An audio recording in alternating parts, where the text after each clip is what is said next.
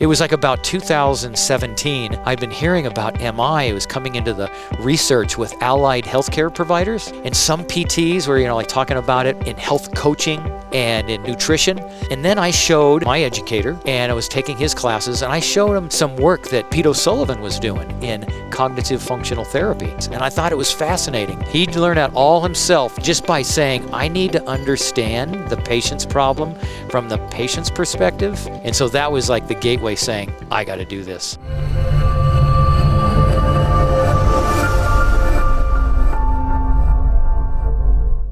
John, welcome back to the show. Hey, thanks, Jimmy. Good to see you. Glad to have you back.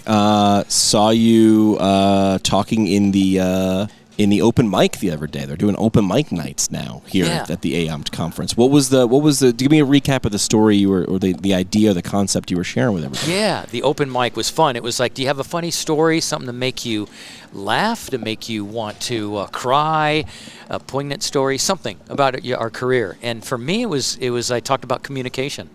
I mean, it's a big topic for me right now, with motivational interviewing being what I'm doing a lot of teaching on. But it was how I had some really bad communication in my life over the years. Sure. And I kind of told a story about where I went through a divorce, and I thought I was a good communicator, and come to find out that maybe I wasn't so good. Yeah. And then I challenged that with my patients and started doing a deep dive into it. Here we are, 25 years later. Rocking and rolling and moving in the right direction. So Can't say I'm there, but I'm moving. It took that reflection of, hey, I thought it was this, but then upon further review, it's this, and now I can get better at it. Yeah.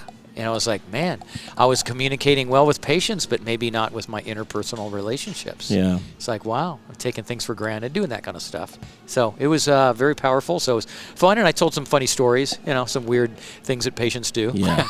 We have a lot of those. Yeah, exactly. Yeah. Yeah. Clinician, educator, lifelong learner, more than 40 years experience in this profession? Yeah, yeah. It's not too shabby, It's like 43 coming up, yeah. Wow, good for you. That's a long time. So what were you doing here? You wrapped up your Masterclass, right? Touch, talk, and transform. What was the main lesson or lessons that you wanted attendees to walk away with? What's the tools they're walking away with? Yeah, that's a great question. They wanted Derek and Megan, president and vice president, said, hey, John, do a Masterclass. Teach us something. Do something cool, your experience. It can be hands-on. It can be lecture. It can be experiential. Make something fun. Do it. I go, what do you want it on? Whatever you want it on. Of course. So, okay, all right. That which makes it harder, right? So what I did is I kind of thought about some 5 clinical pearls in my career, things that have been really, really pivotal, that have made me a better therapist. And I talked about mentors, some of my best mentors and some of the people, and learning, of course, the skill of motivational interviewing, how that has helped me become a better therapist by listening, empathic listening. And then some of the classic hands-on work.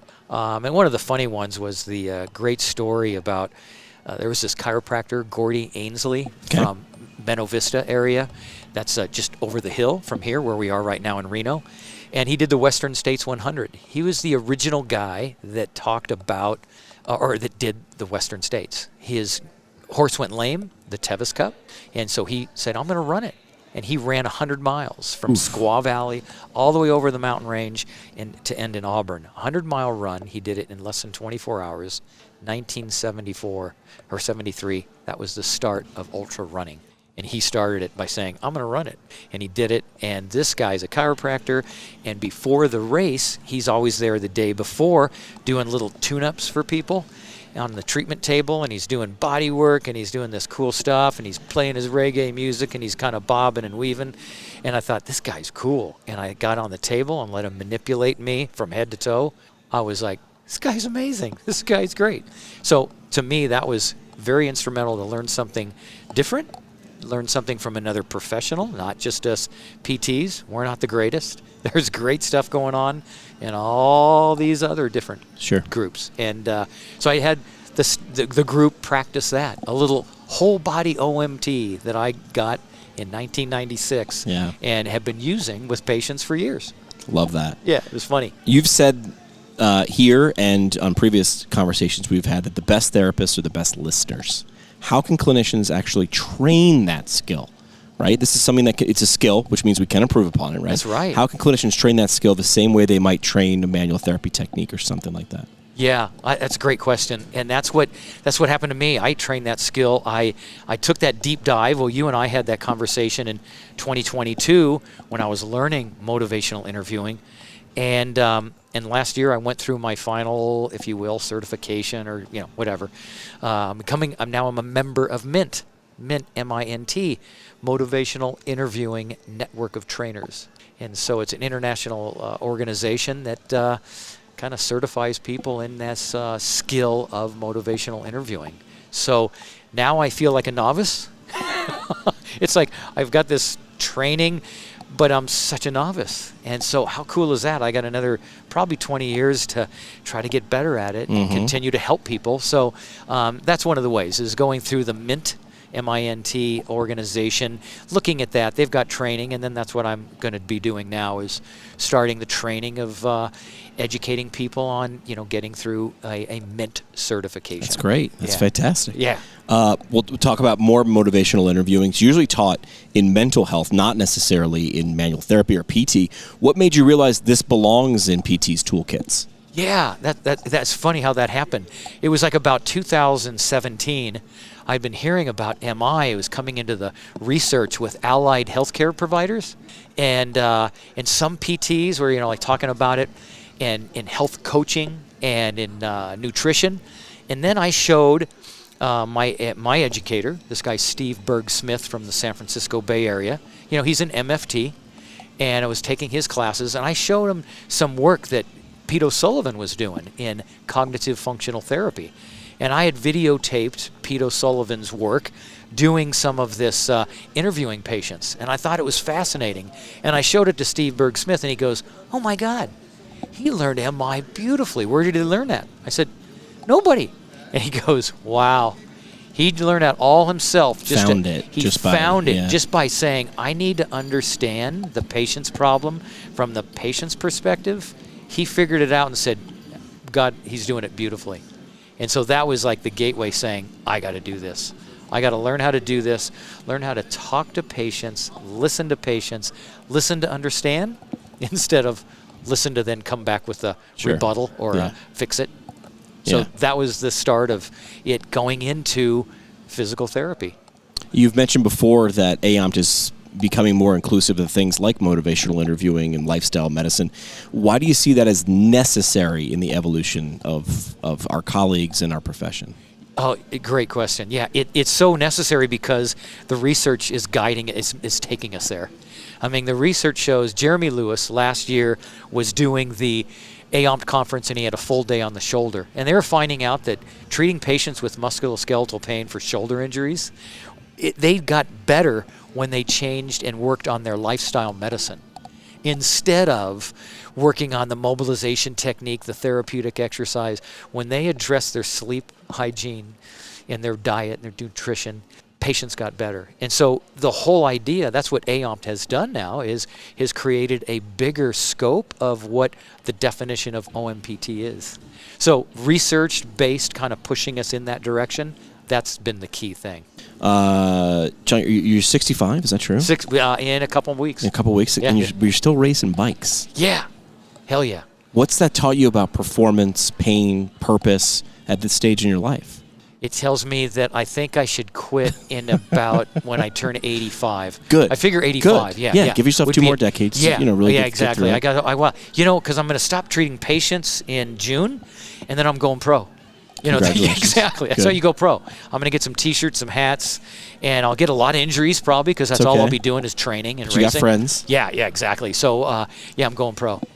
So what's cycling teach you? I mean, I ride. You were riding cyclocross, right? Cyclocross, any mountain bike. I've ridden a little bit of mountain bike, more cycling, road bikes. Yeah. There's a lot of time out there to think. Until a car swerves in front of you. Yeah. But I feel like there's a lot of lessons to be learned in especially in endurance sports like that.